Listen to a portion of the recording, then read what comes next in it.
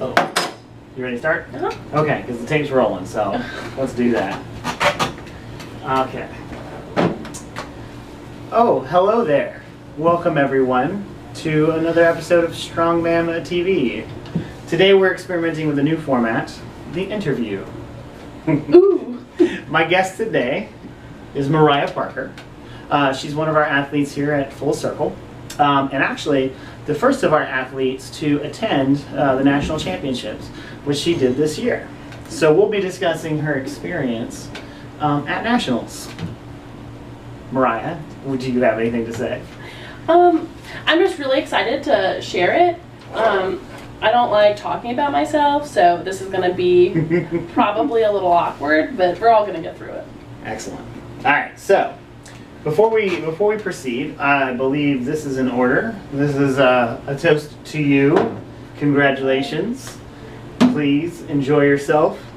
I am not going to watch you drink alone, so I'm going to have some not your father's root beer, which I don't know what they're trying to say about my father, but whatever. Okay, I might need help. So I'm a strong, independent lady. Alright.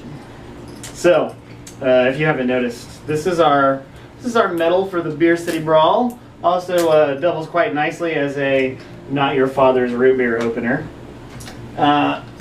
This is our volunteer t-shirt for the show. If you have no idea what I'm talking about, it might be because this might be the first video that you're watching from us, but we're hosting our own Strongman show this Saturday, the Beer City Brawl, a level 1 NAS sanctioned event right here in Richmond, Virginia. Mariah will be one of my head judges because, you know, she's so experienced. Clearly. Speaking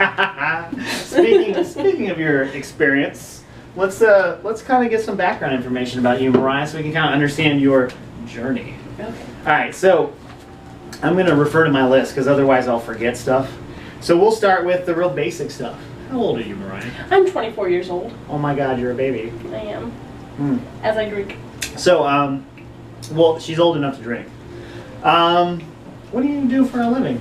I am a PhD student in chemistry at BCU. I'm basically a freshman, so don't ask me what I'm doing with that yet, because I don't know. Basically a freshman. You're like a super duper freshman. Yes, but I mean I'm a freshman in the PhD program. This is your 5th year of college. Exactly. Exactly. All right. So, prior to starting strongman training, and just your gym training in general here, because I know that was a pretty rapid sort of process, what's your athletic background prior to lifting weights? I was a really competitive volleyball player in high school, and then I stopped to go to college because I wanted to go to college and not play sports kind of thing. And then I stopped working out altogether, and then I spent a year abroad. I lost a bunch of weight, and then when I came home, I wanted to stay active and keep that progress up. So I started here because my sister goes here, here as in Full Circle, and pretty rapidly she decided that I would really like Strongman and signed me up for the Ice Queen camp, and I fell in love with it, and that was last November, a year ago, right around now. And then the rest is history. So did you find it difficult going from playing high school sports to not playing sports when you first started college? No, because I think I got really distracted with the college life and just everything that goes with it, like the studying, the partying, the making new friends. CNU, I don't think, is as famous for its studying. I mean, I study. I know my personal experience. Right. But chemistry's a different major. It is. Yeah, it is definitely. I know that. But I realized once I got back into Strongman and competing that I realized how much I really missed it. Yeah. And I'm happy that's back in my life. Sometimes you don't until it's gone. Yeah. All right. So prior to joining Full Circle, which is first and foremost a CrossFit gym, that was like the first thing that you did, right? Yep. What's your prior experience with strength training? I would go to a like Robo Gym or whatever whatever that's called, gym, and I would just kind of go up and put some weight on there and call it a day. So like when you were in high school sports, there wasn't like a directed like strength and conditioning? No, yeah. We would do a lot of running. For volleyball? Yeah. Run.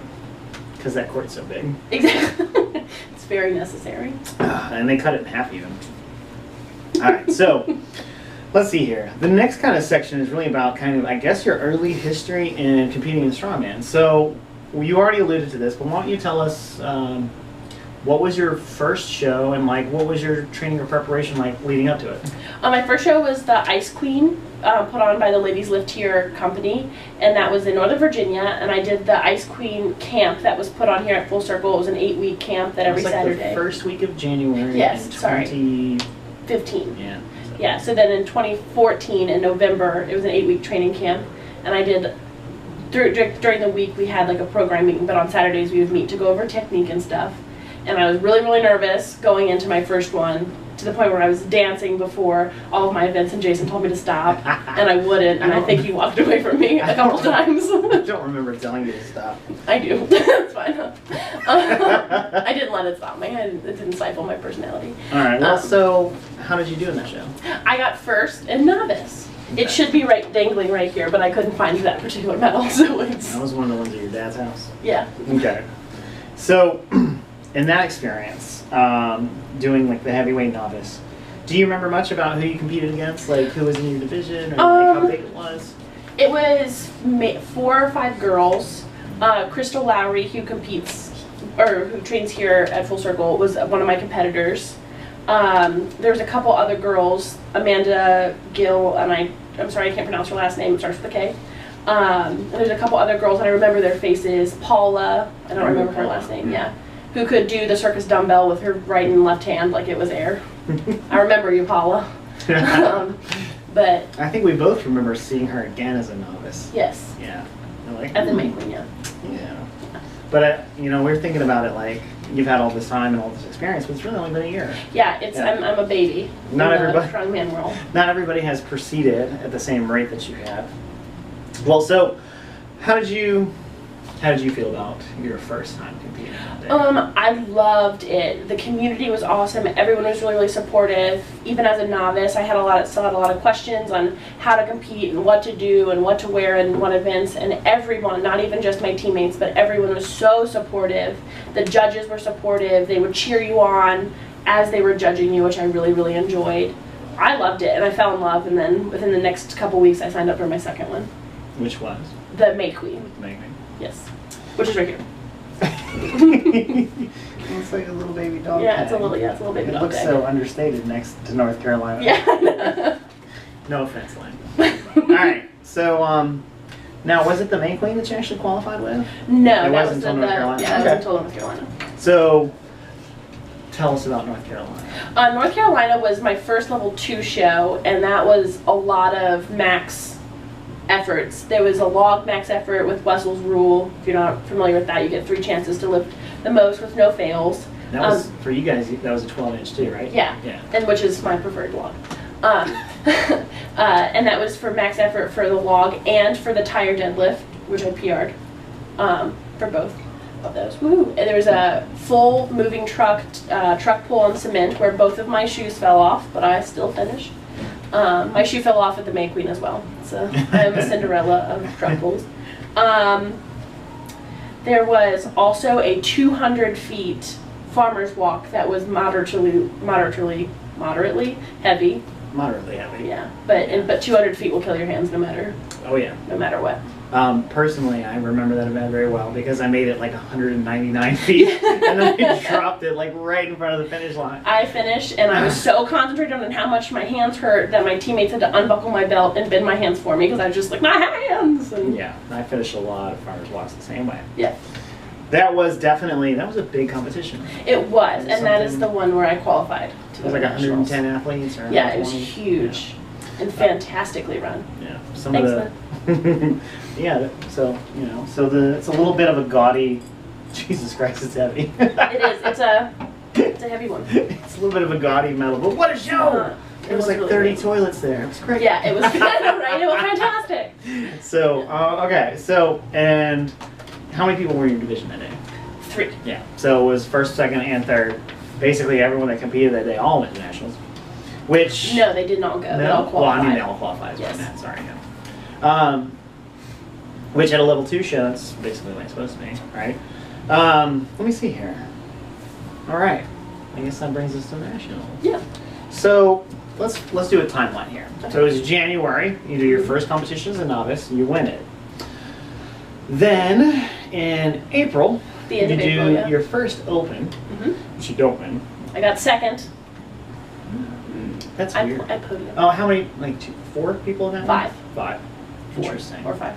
This is where I'm learning as a promoter now, as we're promoting the show ourselves, that technically the rule is you're supposed to have 5 people in a division to make a qualifying bid for nationals.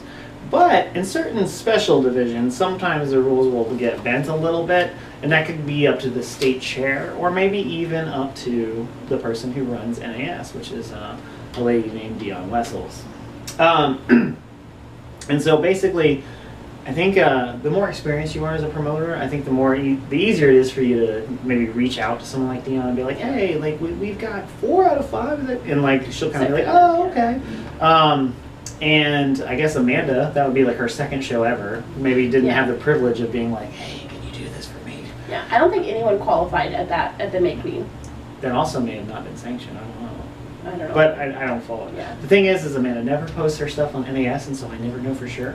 But anywho, as you learn as you go along, for certain things like heavyweight open, you know, they want to grow that division for women, so maybe they have 3 or 4, and they let it still qualify. And level 1 versus level 2 means you get a couple more spots, or a more spot. So you know, I guess the rules aren't like sort of set in stone, and you see a little bit of variation from show to show there. But anyways, that was what, May? Yes. Yeah, it was like right after it, right after the May Queen, May 25th. So it was like a month of training. After, yeah. And so with the May Queen, that was an axle for reps, so it was a lot lighter. It was like an 18-inch. It was totally different. And then you went in and maxed out on the truck tire, so lower start, heavier weights. You went from a log for reps to a log for max, so that was kind of not totally different, but at the same time, it kind of. Strategies. What else did you? You didn't do farmer's walk at May Queen? No. So you had to like totally gear up for that 200-pound farmer's walk in like 3 weeks. What else is there? The stone carrying load. God, that's Yeah. And the stone that wouldn't come off the ground for any of us. Well, was it the right weight? Yeah, it was the sand. Yeah. It was the type of stone. There's a couple of funny stones in North Carolina. For the heavyweight open, it was just sandy, dusty. Yeah. Like all your tacky was ruined. For some of the lighter men's weight classes, they accidentally put the wrong stone that was way too heavy. They got it right for the 200s, which was my division. It was just miserably heavy. Yeah. And it was a long walk. You. Okay, so what else was that day? The truck bowl. Yeah. And the truck bowl was crazy. All right, so that was a big difference from one show to the next. You only had like 3 or 4 weeks to train. All right, so qualify for nationals. I think a lot of our listeners are going to know this, but where was nationals? It was Las Vegas. Well, for heavyweight open and for masters men and women, it was in Las Vegas. So, when was that? September 19th. September 19th. I was like, I don't know. Yeah. So, okay, Las Vegas, September 19th, heavyweight open. So, this might be difficult for you because that would be like your 4th show ever, right? 5th, because I did River City. Oh yeah, God, I totally forgot about that. And that was like right before. Yeah, that was about a month before. All right. Well, anywho, in your experience, estimation, how would you say the show went as, like, the quality of the show? My voice just cracked a little bit. I think that for what it for having 16 competitors just in my weight class alone, it went pretty smoothly. They had the men the day before go, and they were able to get any bumps out of the way for us, which was really, really nice. So you say 16 people in a division. That is a lot larger than normal. However, were there any other divisions really? Yes, Women's there was. masters? Yeah, there's the women's masters. Did they subdivide different- that into light and heavy? They did. Yeah. Light, middle, and heavy. Yeah. Oh, light, middle, and heavy. So, Yeah. so there's 4 divisions. Yeah, and I think it was a total of like 40 women, like 36 to 40. So the other 3 were 24 amongst the 3 of them. Mhm. Okay, so that's still a relatively small show, especially for the type of venue and the type Yeah. of organizers that it is. So would you say, like, I guess what I'm asking, did it run on time? Was it pretty quick? Was it over early? It was over really, really early. We started on time. It went really, really quick. We ended at with 1:30. What time did they start? 10. And how was that like going into a new time zone and like?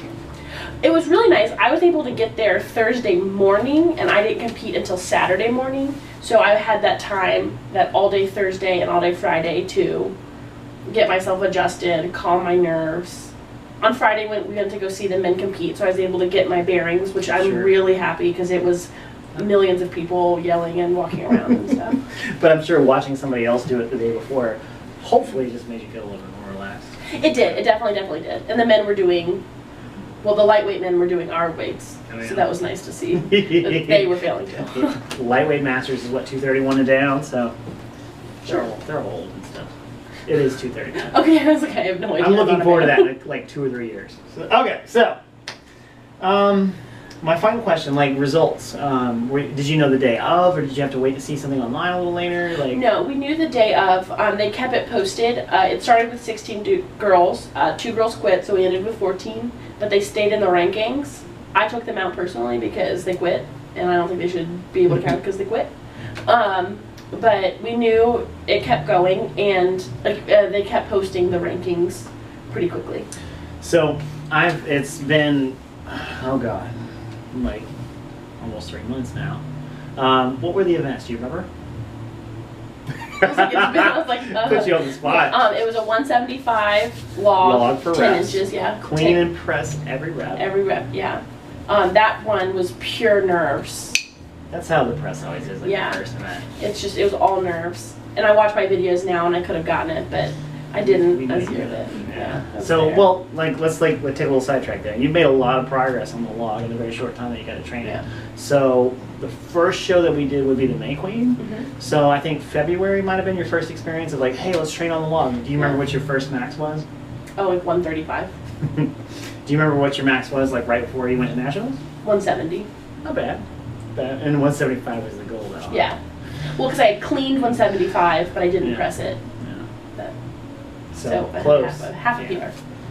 All right. My cleans were beautiful at nationals. I did a very nice clean. Mariah has an interesting clean. She doesn't really lap it all the way, but then it goes up really fast. And I'm like, you're doing it wrong, but it looks really good, so whatever. Make it my own. So after the log clean, was it deadlift for reps? No, it was the yoke was second.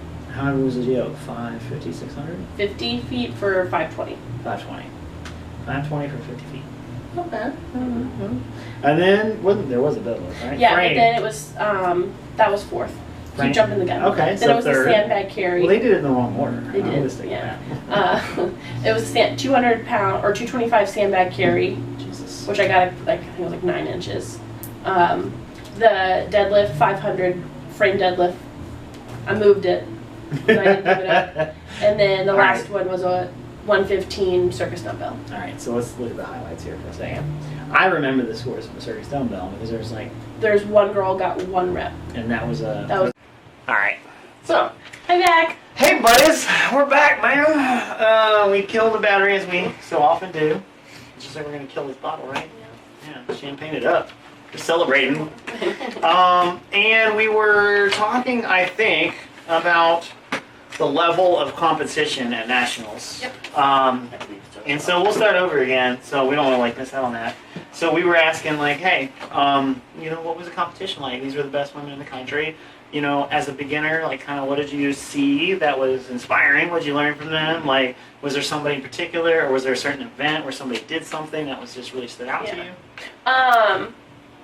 Now I feel like I'm silly because I just said this. Gotta redo it. I know. But Keely Moffitt, I actually traveled with her and roomed with her at nationals, and she did phenomenally at nationals. She came in 4th overall. Her sandbag was admirable. I think she got probably over 200 feet. And it was really, really awesome to watch.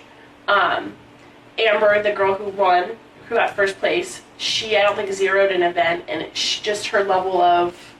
I think that's something you learn from her. Yeah. We alluded to earlier, like she was the one who got the dumbbell. Yep. But if she hadn't, she would not have been first place. No, she would have been second. Or third, yeah. Just being consistent and having a decent result of as many events as possible is super important. Absolutely, I agree. Anything else cool? I thought that I was really worried because going to the next level, from going from level 1 to level 2, I encountered some competitive behavior that I wasn't particularly fond of. I don't think that had anything to do with like it didn't. It didn't. Levels. It was just absolutely didn't. It was just it was the people. But I was afraid going to like the next level, going to nationals, that I was going to encounter more of national that. levels, like mean girlness. Exactly. But it was totally the opposite. Everyone was so happy to be there and to meet other people who have trained and who love the same sport as they do. There's 2 girls who were there who were not nice ladies, but they didn't talk to anybody. So that was 2 out of 6 games. Huh? Yeah, those were the 2. But I digress. So, how do you feel you did? For me, I was really disappointed in myself, and I wanted to do better. I knew I could have gotten the 175 log, but I didn't. I came really close to the 115 in my videos, and watching them, I mean, in my head doing it, I wasn't even close, but watching the videos, I was actually pretty close. I think we all have some videos like that. Yeah, and you're just like, why didn't I try one more time? I was really proud of myself. I never quit. I never gave up. I was there the whole 60 seconds. But it was my first time, and I knew going in that I didn't want to put expectations on myself of placing first and not getting that, because that would have been completely unrealistic. So, yeah. Okay. I feel like I did pretty good. So, would you say that there's any big lessons that you specifically feel like you learned from competing at nationals that you could share with others? I think that you need to take your training seriously, but I think you need to have a level of humor, because I know that going up to nationals, I had trained for the River City show, and then I went right into the nationals training, and it was just a lot, and I was getting to the point where I just was like dreading it because I was tired and I was nervous, and I like forgot to put humor into my training. And now that I'm out of the nationals and I'm back into training again, I have that back and I love it more, and I look forward to coming to the gym again. So I think you got to keep that mindset of it's a hobby. Mm-hmm. Yeah. For most people. I mean, there's some people who don't do it as a hobby; they do it as a job. Well, let's be real. Like even professional strongmen, most often are not really making a living off of it. Yeah. It is an amateur sport, and when you do meet people at competitions who take themselves and competition like very, very seriously, it's you gotta take it with a grain of salt. Exactly. Yeah. Especially for me, I'm very supportive. I think everyone. I don't understand smack talking. I don't understand pushing people down and stuff like that. I understand it. I understand why people do it, but I don't agree with it. I think I will differ with you there. I think competition is fun. I think competition is fun. I'm competitive to a fault, but I don't think smack talking me and telling me that I'm ugly and shouldn't, and that my shoes are ugly or whatever, and that girl over there is looking a certain way, so they shouldn't win or whatever. That's not going to affect how you personally lift. So you need to shut your mouth and be nice and be competitive, or be like happy and competitive. I think we've misunderstood each other. When I think of smack talk, I think of like the dumb sort of like repartee where like everybody's like teasing each other about like how they're going to beat each other. But at the end of the day, like. It's like when it's like having a board game with your family, and you're like, "I'm gonna get you," and it's like it's just dumb, stupid stuff. But it's like everybody, it's a fun part of like socializing, frankly, more than anything else. Yeah. Well, that's the end of my list of questions. Do you have any miscellaneous questions? So, well, actually, we'll call this Mariah time. So now that we've finished our formal structure to approach this, is there anything else like you want to add? I feel like I should have prepared for this. Uh-oh. I don't. I don't know. Okay. Fair enough. You mean? Like, I feel like that's so broad. It is. I think tire flips kill my soul. Oh. Okay. Well, I guess let me narrow it down a little bit. Okay. What's next for you? I'm doing the Ice Queen for the ladies lift here again. I convinced my sister to do a show, and in order for her to do it, flip flop, in order for her to do this, I agreed to do an Olympic lifting show. Oh, did you? I did. It's going to be wonderful. So, do you have a specific one picked out yet? No, whatever one she chooses. Whatever one she chooses. Yeah, it'll probably be in March. Okay. Well, I definitely learned a lot by preparing to compete for Olympic weightlifting meet during like my off season. It was a lot of fun. A little embarrassing. Humbling. Well, yeah. So I had the experience, which it's a little bit easier for you because you're kind of more of a blank slate. But I practiced weightlifting very seriously for several years and got pretty good at certain aspects of it. I just never lifted a lot of weight. And then I got bigger and I got stronger, mostly by focusing on strongman. Yeah. And I took a real break from like the overhead squat and stuff like that. And then I came back and I was like, okay, it's time to relearn how to snatch. And that was frustrating because I used to be good at it and I'm not so much anymore. And it was tough. And I think we experience the same thing, maybe on a smaller scale. Every time you like put the log down for 6 months, and you're like, okay, it's time to train something else. Absolutely. Then you pick it back up again, and you're like, fuck. Yeah, every time I go, I know that I'm going to start training for stones again. I'm so excited for this, and I'm going to walk up and I'm going to be like, stone pat pat, like you're so pretty. Well, so hey, this is miscellaneous talk. Mariah's 24. I know. She's already competed in her first nationals in her first years. I believe that she's going to be one of the best in America ever as a heavyweight. I think she's going to set a new world record on the stone someday. It's just going to take us a couple years to get there. But what's your mac right now? 250. So 250 ain't bad. No. No, it's not bad. So right now it looks like, ironically, the records are kind of seem to be held in middleweights. I don't know how that happened. But that's around. It's 304 right now. Yeah. 304, so we got 55 pounds to go. It's not a big deal. Mariah's not a short girl, so height is not her problem. Oh no, she's gonna get it. I purposely bought a 330-pound stone just for her. Are you kidding? No. Well, yes, I am kidding. I didn't buy it just for you. Oh, I was like, it's really for me. When she starts beating me on the stones, and then I'll just, oh boy. But it's not that far away. Anyway, so. After that, you've got Capital Classic too, right? Yeah. Yeah. So we're both going to train for May. that, and we're going to be like stone buddies. Yes. In April 23rd. Okay. Yeah. Oh, I'll be 25. You should be able to rent a car at that point. And take a cruise. Anywho, so I don't know. I feel like we're just digressing at this point. So we can go ahead and wrap it up. Mariah went to nationals. She learned some stuff. She did. Hooray for her. Mariah's also very happy to be here. Hopefully this is not a unique experience. I think honestly a lot of girls who have some type of athletic background and they're already big and strong, they just like run right into the heavyweights and like get off to a flying start. And there's probably, I don't know, did you have the sense that there were some other girls at nationals that honestly didn't have a lot of like years of experience? Oh, absolutely. Yeah. A lot of the veterans didn't come back, so it was a brand new year. I think there's only a couple repeats. I think it's a problem with amateur sports. Yeah. You don't make any money in it, you can only do it for so long. Yeah. Yeah. It's so expensive. it is flying to Vegas and staying for a couple days. But so like this experience isn't necessarily super unique. So I think it's a good lens to what a lot of women experience as when they have like kind of some rapid early success. We'll check in with you in a year and see if you've quit yet, or if you're all washed up, or if you got that 300-pound stone yet. Yeah, her like chugging the bottle and like yeah. I have high hopes. I think she's going to do pretty well. All right, so until next time, thank you for joining us.